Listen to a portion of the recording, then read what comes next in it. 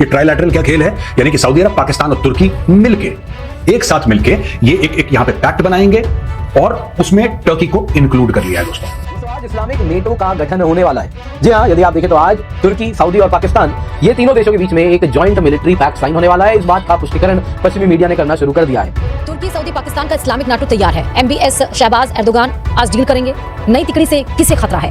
ये बात तो आपको पता है कि पिछले साल सितंबर में पाकिस्तान और सऊदी अरब ने एक म्यूचुअल डिफेंस पैक्ट साइन किया और म्यूचुअल डिफेंस पैक्ट में ये बोला गया कि साहब पाकिस्तान पे हमला सऊदी अरब पे हमला है और सऊदी अरब पे हमला पाकिस्तान पे हमला है। अब ये पता लग रहा है कि इसमें तुर्की को भी खींच लिया उन लोगों ने, यानी कि पाकिस्तानियों ने इसमें तुर्की को भी खींच लिया। अब ये ट्राइलैटरल हो रहा है। दोस्तों आप देख सकते हैं पाकिस्तान, सऊदी अरेबिया, तुर्की डिफेंस पैक्ट जिसके द्वारा इस्लामिक नेटो बनाया जाएगा वो साइन होने वाला है। आप देख भी सकते हैं पाकिस्तान पीएम शहबाज शरीफ, आसिम मुनीर दोनों ही सऊदी अरेबिया पहुंच भी गए हैं। वैसे ही तुर्किश प्रेसिडेंट अर्दोगान वो भी सऊदी अरेबिया आज पहुंचने वाले हैं और इसके साथ इशारे यही हो रहे हैं कि इस प्रकार का डिफेंस पैक्ट होने भी वाला है। संभावित गठजोड़ की खासियत यह है कि इसमें शामिल हर देश अपनी अलग रणनीति ताकत लेकर आ रहा है। सऊदी अरब आर्थिक संसाधन और क्षेत्रीय प्रभाव प्रदान करता है। तुर्की रक्षा तकनीक और ड्रोन क्षमताओं के लिए जाना जाता है, जबकि पाकिस्तान सैन्य अनुभव और ऑपरेशनल क्षमता के साथ इस गठबंधन को मजबूत। दोस्तों ये बात तो आपको पता है कि पिछले साल सितंबर में पाकिस्तान और सऊदी अरब ने एक म्यूचुअल डिफेंस पैक्ट साइन किया और म्यूचुअल डिफेंस पैक्ट में यह बोला गया कि साहब पाकिस्तान पे हमला सऊदी अरब पे हमला है और सऊदी अरब पे हमला पाकिस्तान पे हमला है।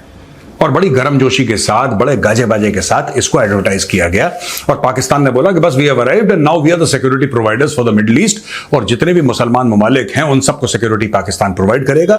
अब यह पता लग रहा है कि इसमें तुर्की को भी खींच लिया उन लोगों ने, यानी कि पाकिस्तानियों ने इसमें तुर्की को भी खींच लिया। अब यह ट्राइलैटरल हो रहा है।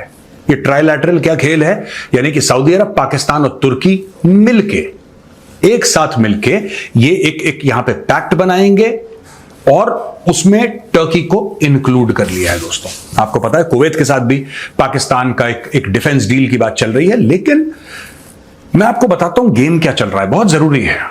दोस्तों ये देख सकते हैं आप अपने स्क्रीन पे, शहबाज शरीफ है और इशाक डर है, आसिम मुनीर है और आधा इनका मंत्रिमंडल पहुंचा है सऊदी अरब। मैं आज की बात कर रहा हूं, I am talking about today. आज की तारीख में इनका मंत्रिमंडल सऊदी अरब पहुंचा है। तो कई लोगों ने बोला कि साहब ये क्यों गए हैं, देखिए ये दे हैव गॉन टू मक्का, तो ये मक्का गए हैं, रिलीजियस पिलग्रिमेज के लिए गए हैं और ये सारी की सारी बातें लोग कर रहे हैं, लेकिन ये बात नहीं है। एक साथ इतने पूरे आधे पाकिस्तान का पावर स्ट्रक्चर सऊदी अरब में बैठा है, ये कारण क्या है? यही डिकोड करने के लिए मैंने आज का वीडियो ये बनाया है। दोस्तों आज इस्लामिक नेटो का गठन होने वाला है। जी हाँ, यदि आप देखें तो आज तुर्की, सऊदी और पाकिस्तान, ये तीनों देशों के बीच में एक जॉइंट मिलिट्री पैक्ट साइन होने वाला है। इस बात का पुष्टिकरण पश्चिमी मीडिया ने करना शुरू कर दिया है। अब दोस्तों इसके साथ अगर आप देखें तो क्या वेस्ट एशिया, क्या भारतीय उपमहाद्वीप, हर जगह इस पूरे के पूरे डील के रैमिफिकेशंस होंगे। जो पावर बैलेंस है वो बदल रहा है।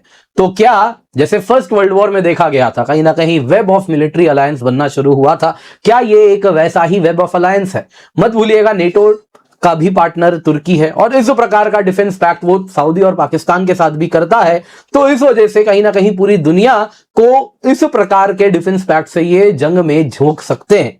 क्या इसके वजह से कुछ इंडिया, यूएई, इजराइल को भी इस प्रकार का डिफेंस पैक्ट साइन करना पड़ेगा? दोस्तों सवाल बहुत सारे पूछे जा रहे हैं क्योंकि आप यहां पे देख सकते हैं रॉयटर्स का ये रिपोर्ट सामने आया है। तुर्की, Saudi Arabia, Pakistan joint defence agreement Saudi Arabia में फ्राइडे यानी आज साइन करने वाले हैं, अगस्त 7 यानी आज का ये न्यूज है। दोस्तों आप देख सकते हैं पाकिस्तान, सऊदी अरेबिया, तुर्की डिफेंस पैक्ट जिसके द्वारा इस्लामिक नेटो बनाया जाएगा वो साइन होने वाला है। आप देख भी सकते हैं पाकिस्तान पीएम शहबाज शरीफ, आसिम मुनीर दोनों ही सऊदी अरेबिया पहुंच भी गए हैं। वैसे ही तुर्किश प्रेसिडेंट अर्दोगान वो भी सऊदी अरेबिया आज पहुंचने वाले हैं और इसके साथ इशारे यही हो रहे हैं कि इस प्रकार का डिफेंस पैक्ट होने भी वाला है। बॉटम लाइन यही दिख रही है कि अब तक सऊदी पाकिस्तान जब तक इन्वॉल्व थे तो खास टीत नहीं था, लेकिन तुर्की के आने के बाद चीजें काफी बदल सकती हैं। अब तक हमें क्या पता चला है, देखिए दोस्तों एक सीनियर टर्किश इंटेलिजेंस सोर्सेज ने भारतीय मीडिया को कहा है कि देखिए ट्राइलैटरल फ्रेमवर्क जो है वो ऑलरेडी काफी लंबे समय से चर्चा हो रही थी और अब इसको अप्रूवल मिल गया है। तीनों देशों के लीडरशिप ने इसे अप्रूव कर दिया है और इसके साथ जो एकॉर्ड है वो स्ट्रक्चर्ड कोऑपरेशन करेगा। जॉइंट मिलिट्री एक्सरसाइज तीनों देश मिलकर करेंगे, टेक्नोलॉजी ट्रांसफर होगा, joint defence manufacturing, defence industrial production कैसे करना है और इंटेलिजेंस शेयरिंग कैसे करनी है। तो इन सारे आयामों पर तो चर्चा हो ही रही है, ऑलरेडी स्टैब्लिश हो ही रहा है। इसके सिवा डिवीजन ऑफ लेबर बड़ा क्लियर है। सऊदी अरेबिया पैसा देगा, और साथ साथ अगर आप देखें तो प्रोक्योरमेंट पाइपलाइन वगैरह इसका रहेगा और पैसा रहेगा। फिर तुर्की आएगा जिसके पास वो कहता है मेरे पास मिलिट्री टेक्नोलॉजी है, तो जो ड्रोन्स हैं, यूएवीज हैं, वो सब आप उस पैसे से बना पाएंगे। NATO standard defence industrial base है, मैन्युफैक्चरिंग कैपेसिटी है, तो वो सब वो बनाएंगे। और फिर आता है दोस्तों पाकिस्तान, वो क्या देगा, वो अपनी छतरी लेके आएगा, बोलेगा कि हम न्यूक्लियर डिटरेंस लेकर के आते हैं। अब तक क्लियर नहीं है क्या सऊदी को न्यूक्लियर अम्ब्रेला मिला है, नहीं मिला है, लेकिन एटलीस्ट शगुफे तो यही छोड़े जा रहे हैं। वो कन्वेंशनल फोर्स भी भेजने को पाकिस्तान तैयार नहीं है जब सऊदी पे मिसाइल चल रहा था ईरान से, लेकिन है ना जो गप हांकी जा रही है कि वो न्यूक्लियर अम्ब्रेला भी दे रहा है, सऊदी पे न्यूक्लियर बॉम्ब चलाओगे तो बदले में पाकिस्तान चलाएगा और फिर मिट्टी में मिल जाएगा सामने वाला, इतना उस पे न्यूक्लियर बॉम्ब चलाएगा। तो क्या पाकिस्तान वैसा कर सकता है? लेकिन एटलीस्ट चूरन तो यही बेचा जा रहा है कि न्यूक्लियर डिफेंस कैपेबिलिटीज बढ़ रही हैं। वैसे ही आप देखें तो यहां पे वो कहता है कि हमारा कन्वेंशनल फोर्सेज इतना बड़ा है, बैटल टेस्टेड है, तो वो सब भी हम प्रोवाइड करेंगे। बेसिकली फोर्सेज फॉर हायर है, पैसा दीजिए पाकिस्तानी फौज ले जाइए, तो वो मॉडल आगे बढ़ेगा। दोस्तों यहाँ पे ये भी कहा जा रहा है यूएस ईरान कॉन्फ्लिक्ट से ये पूरा का पूरा प्रोसेस तेज हो गया है। काफी लंबे समय से चर्चा देखिए इस पर हो रही थी, लेकिन कहा जा रहा था ऑन बोर्ड नहीं हो पा रहे हैं, लेकिन अब चीजें उस तरफ बढ़ रही हैं। दोस्तों ये इस्लामिक नेटो बनेगा तो इसका क्या प्रभाव होने वाला है? देखिए सबसे पहले वेस्ट एशिया में अगर आप देखें तो जो यूएस, जो कि अब तक प्राइमरी सिक्योरिटी प्रोवाइडर था, जो कि अनसर्टेन रहा है, खास भरोसेमंद नहीं रहा है, तो उसके ऊपर सऊदी अरेबिया की डिपेंडेंसी कम होगी, तो वो सबसे बड़ा उसके लिए बेनिफिट है। दूसरा, सऊदी पैसा देगा, तुर्किश ड्रोन्स एंड टेक्नोलॉजी आएगी, इंडस्ट्रियल कैपेसिटी आएगी, Pakistani nuclear muscle, conventional muscle आएगा। तो इस तरीके से अगर आप देखें तो वहां पे ईरान हो गए, उसके प्रॉक्सीज हो गए, उसके खिलाफ सऊदी को एक बड़ा मजबूत डिटरेंट मिलता है। पोटेंशियल एक्सपेंशन भी है, ऐसी भी बात हो रही है। कतर, इजिप्ट, जो कि आपको बताया था R4 या रीजनल 4 ग्रुप बनता है, इनके साथ वो भी इसका हिस्सा बन सकता है, तो कल को हो सकता है वो भी इसमें आ जाएं। बाकी दोस्तों इससे पाकिस्तान की रेलेवेंस बढ़ रही है। इस तरीके से अगर आप देखें तो इस्लामाबाद को स्ट्रेटेजिक डेप्थ मिल रहा है सऊदी अरेबिया के अंदर ऑपरेट करने का, उसकी मिलिट्री इंडस्ट्रियल बेस को नया फाइनेंसर मिल रहा है कि पाकिस्तान के वेपन्स प्रोक्योरमेंट के लिए कोई बैकर आ गया तो सऊदी पैसा आने वाला है। वैसे ही अगर आप देखें तो पाकिस्तान अब न्यूक्लियर अम्ब्रेला बांटना शुरू कर दिया है, जो कि क्लियरली दिखने मिल रहा है।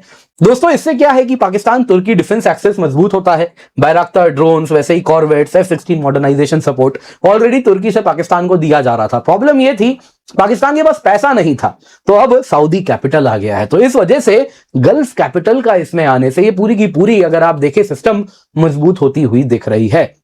अब यहां पे दोस्तों अगर आप भारत की बात करें तो चैलेंज भी है। देखिए जब तक सऊदी पाकिस्तान के बीच में स्ट्रेटेजिक म्यूचुअल डिफेंस एग्रीमेंट था तो हम नाराज जरूर थे, लेकिन सऊदी ने हमें आश्वासन दिया था कि देखिए ये इंडिया के खिलाफ इस्तेमाल बिल्कुल भी नहीं होगा, सऊदी को प्रोटेक्ट करना है पाकिस्तान को, सऊदी नहीं करेगा पाकिस्तान को किसी भी प्रकार से मदद, पाकिस्तान को सऊदी को मदद करना है, बदले में लोन वगैरह पाकिस्तान का सऊदी ध्यान रख लेगा, बस इतना ही था। लेकिन इसमें दोस्तों एक अंडरलाइंग फैक्टर भी था।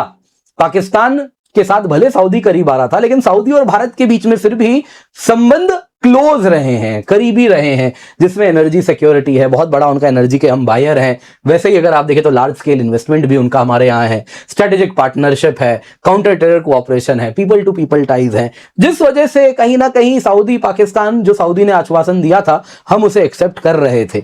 लेकिन अब जो तुर्की आ गया है, ये एक अगर आप देखें तो बड़ा ही मैलिग्नेंट बैड प्लेयर है। अगर आप देखें तो तुर्की का स्टैंड बड़ा क्लियर रहा है, भारत के खिलाफ रहा है। अगर आप देखें तो पाकिस्तान को फुल तरीके से सपोर्ट करता है, कश्मीर स्टैंड में अगर आप देखें तो पाकिस्तान के साथ खड़ा रहता है, भारत के खिलाफ आवाज उठाता है। तो यहां पे सऊदी के साथ जो ट्रस्ट है वो तुर्की के साथ नहीं है। मैं ये जानना चाहता हूं, मेरा एक सवाल है और मैं चाहता हूं आप कमेंट्स में लिखिए और मुझे यह बताइए कि तुर्की को असल में खतरा किससे है? कौन है जो तुर्की पर अटैक करने वाला है? पहली चीज, कौन है जो सऊदी अरब पे अटैक करने वाला है? Who is attacking Saudi Arabia? आप पिछले अगर 4-5 महीने का, 6 महीने का डेटा ले लेंगे तो आपको पता लग जाएगा कि वो कौन सा देश है जिसने सऊदी अरब पे अटैक करा है। सऊदी अरब पे अटैक करने वाले या तो ईरानियंस हैं या ईरानियंस के प्रॉक्सी हुथीस, यही तो कर रहे हैं। और कौन कर रहा है भाई सऊदी अरब पे अटैक? और कौन? आपको लगता है कतर अटैक कर रहा है उसके ऊपर? नहीं, एब्सोल्युटली नॉट। अटैक जो करा है वो तो ईरानियों ने करा है या फिर उनकी प्रॉक्सी हुथियों ने करा है, जिसको अंसार अल्लाह भी कहते हैं। तो ये गेम क्या चल रहा है पूरे मिडिल ईस्ट में? मैंने बहुत पहले बोला था पाकिस्तान धोखा देगा ईरान को। मैंने बहुत पहले बोला था, ये वीडियो आज नहीं चलाऊंगा, आप जाके देख सकते हैं। मैंने बोला था ये धोखाधड़ी की तैयारी है दोस्तों। पाकिस्तान कहता है कि हम ट्रेड अपनी बढ़ाएंगे। कितनी ट्रेड है पाकिस्तान की? पाकिस्तान में 25 करोड़ लोग हैं, 250 मिलियन, मोटा मोटी बता रहा हूं आपको, ब्रॉड फिगर्स। किसी अरब देश के साथ, सऊदी अरब के साथ सबसे ज्यादा है, 5-5.5 अरब डॉलर की, जिसमें कि 70 to 90% is oil import. 70 to 90% is oil import. और पाकिस्तान बेचता क्या है उनको? मछली, मीट, बस यही एक दो चीजें हैं। मछली बेच दी और सबको मछली और मीट भेज रहा है पाकिस्तान, और कुछ नहीं है। तुर्की, सऊदी, पाकिस्तान का इस्लामिक नाटो तैयार है। MBS शहबाज एर्दोगान आज डील करेंगे। नई तिकड़ी से किसे खतरा है? एशिया की राजनीति में बड़ा गेम बदलने वाला है, क्योंकि पाकिस्तान, तुर्की और सऊदी अरब एक ऐसे त्रिपक्षीय रक्षा समझौते को अंतिम रूप देने में जुटे हैं जिसे क्षेत्र में नया सुरक्षा गठबंधन माना जा रहा है। CNN न्यूज़ 18 की रिपोर्ट के मुताबिक सूत्रों ने कहा है कि इस डील की लगभग सभी शर्तों पर सहमति बन चुकी है और अब इसे औपचारिक रूप देने की तैयारी चल रही है। अगर ये डील हो जाती है तो ये इस्लामिक नाटो कहा जाएगा। इसी कड़ी में तुर्की के राष्ट्रपति रेसेप तैयप एर्दोगान भी शुक्रवार को यानी कि 7 अगस्त को सऊदी अरब पहुंच रहे हैं। यहाँ उनकी मुलाकात क्राउन प्रिंस मोहम्मद बिन सलमान MBS, जिसको हम कहते हैं, पाकिस्तान के प्रधानमंत्री शहबाज शरीफ और सेना प्रमुख फील्ड मार्शल आसिम मुनीर से होगी। रॉयटर्स की रिपोर्ट के मुताबिक 7 अगस्त को डील पर फाइनल साइन होगा। शहबाज और मुनीर 6 अगस्त को ही सऊदी पहुंच चुके हैं, जिससे साफ है कि बातचीत अब निर्णायक दौर में है। ये गठबंधन सीधे तौर पर नाटो और अमेरिका पर निर्भरता घटाने वाला कदम है। वहीं पाकिस्तान के लिए यह भारत के खिलाफ बनाई जा रही रणनीति माना जा सकता है। इस संभावित गठजोड़ की खासियत यह है कि इसमें शामिल हर देश अपनी अलग रणनीति ताकत लेकर आ रहा है। सऊदी अरब आर्थिक संसाधन और क्षेत्रीय प्रभाव प्रदान करता है। तुर्की रक्षा तकनीक और ड्रोन क्षमताओं के लिए जाना जाता है, जबकि पाकिस्तान सैन्य अनुभव और ऑपरेशनल क्षमता के साथ इस गठबंधन को मजबूत बनाता है। इतना ही नहीं, इस ग्रुप की सबसे बड़ी ताकत पाकिस्तान ही है, जिसके पास परमाणु बम है। यानी यह सिर्फ एक समझौता नहीं बल्कि 3 अलग अलग क्षमताओं को एक साथ जोड़कर एक समन्वित सुरक्षा ढांचा तैयार करने की कोशिश है। यह ध्यान देने वाली बात है कि पाकिस्तान की तरफ से सिर्फ प्रधानमंत्री नहीं बल्कि सेना प्रमुख आसिम मुनीर खुद बातचीत में शामिल हैं, जो दिखाता है कि यह डील पूरी तरह से सैन्य केंद्रित है, न कि सिर्फ कूटनीतिक। जानकारी के अनुसार इस समझौते के तहत तीनों देश संयुक्त सैन्य अभ्यास करेंगे, रक्षा तकनीकी साझा करेंगे और हथियार निर्माण में भी सहयोग बढ़ाएंगे। साथ ही खुफिया जानकारी के आदान प्रदान को भी औपचारिक रूप दिया जाएगा। यह ढांचा पहले से मौजूद पाकिस्तान सऊदी रक्षा सहयोग को आगे बढ़ाते हुए अब तुर्की को भी इसमें शामिल करेगा।